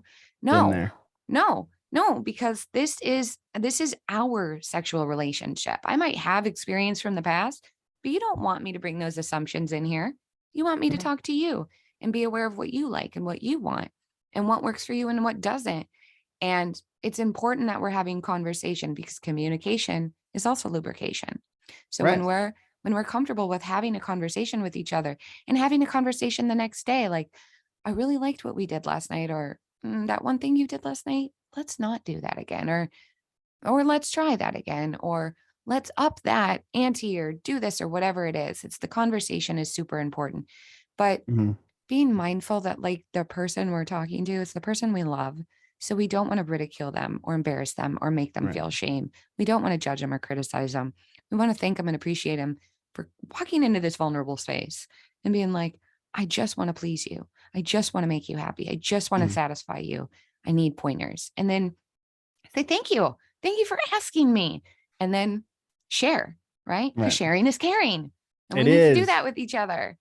It is a So, form of communication. People hate when I yes. say sex is a form of communication. Oh, communication is It is. lubrication, and yeah, and sex is the way that we express what we Mhm. can't verbalize. Definitely. Well, just how Definitely. how I've always been, because I know as a man, I'm the equivalent to a bop it. It's easy to solve that puzzle. I often refer women to Rubik's cubes. There's many different ways to solve a Rubik's cube, but if it's in a certain pattern, you have to do a certain pattern to get it back to a solved state. And the solved state is the O. And I told my partner from the beginning, like, you're doing great. I want to learn what gets you there because that's all I'm really concerned with. I know I'll get there. I know I'll get there. I want to know what gets you there. And I will spend any amount of time that you need. I work 12-hour shifts. I can spend 2 hours making sure my partner gets there. If that's what it takes. It doesn't take that long, but if it took that long, that's what a man is supposed to do. Yep. And women are supposed to do the same thing. Yes. Um, some men are very complicated. It takes certain things for men to get there. Thank God that I'm simple, but and my partner is very simple too. It's not like this. It's not like a battle. It's not like this. Oh, annoying thing where when's it going to end? We just enjoy the moment, and no matter how short it is or how long it is, we're like, oh, we're good for the day. Yeah. I got to express my love to you in a physical way. We're good for the day. Yeah. And it's supposed to be fun. Like you said, it's supposed to be clumsy. They apologized to me for giggling one time. They're like, I'm not giggling at anything. I'm sorry. I'm like, no, don't apologize. Please. However you express yourself, your inflections, please do that. Anything that if it feels good for you and you're having a good time, express that in any way you want to. That Yes. I would never shut that down. And allowing them to feel safe. This is the main thing.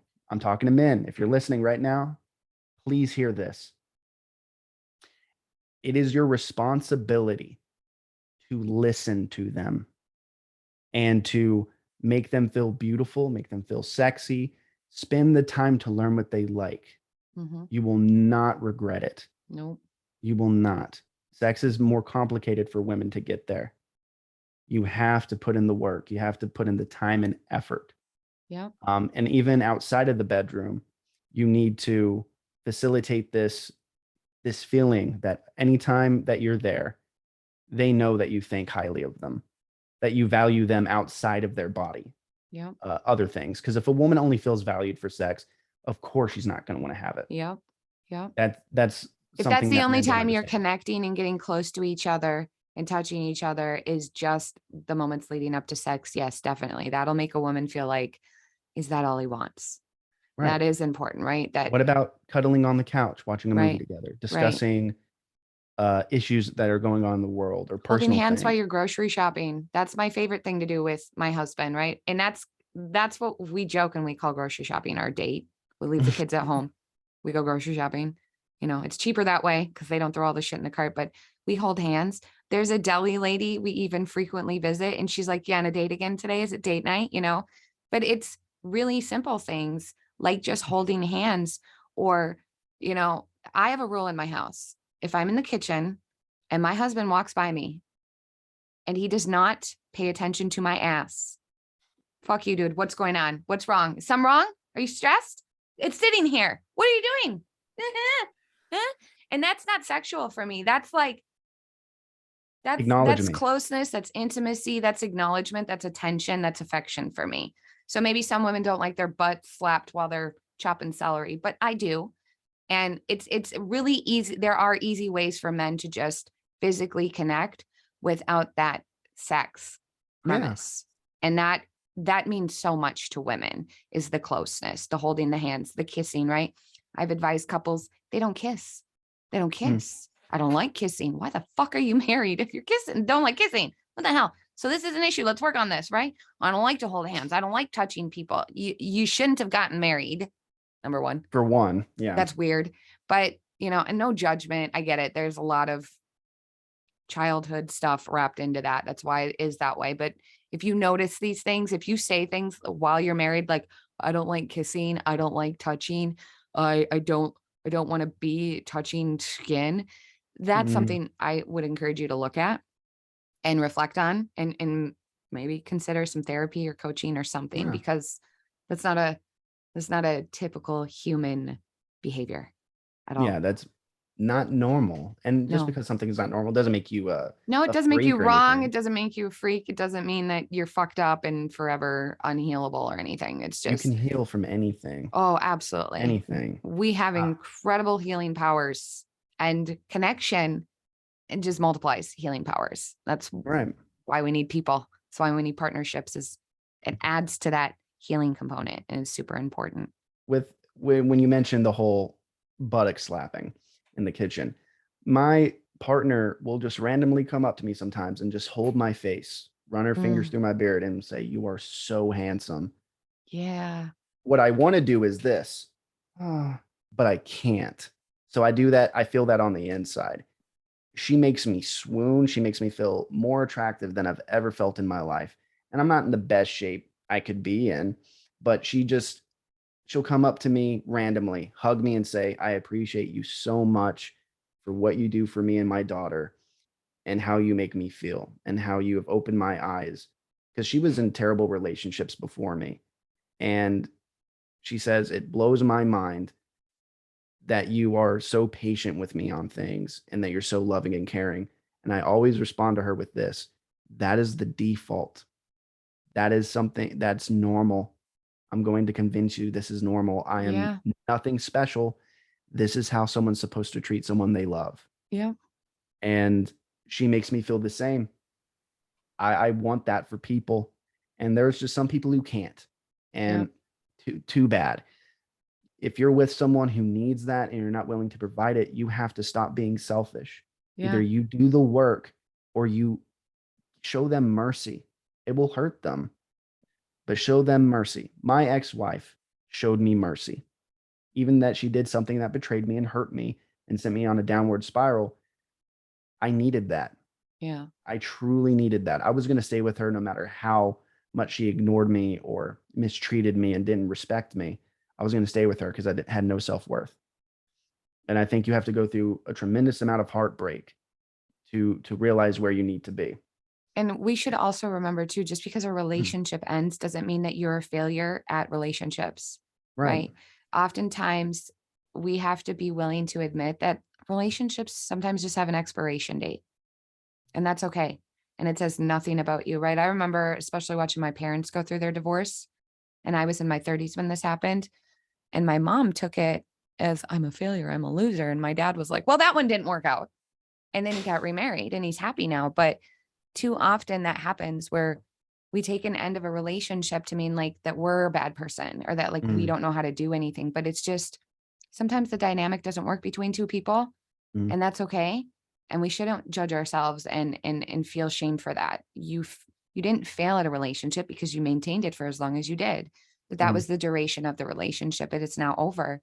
And there mm. is life after the end of one relationship, right? Like, Yeah. and monogamy doesn't mean what we claim it, what it really means, right? Monogamy used to mean one person for the rest of my life. And now it's just one person at one time. So we're coming Hmm. to acknowledge what monogamous means. It's not till death do us part anymore. It would be nice if we all had that kind of reverence and regard for that Right. covenant of marriage, but that's not the way it is. And that's fine. My husband's divorced, right? He was married before me, Hmm. but we can, we can do it again.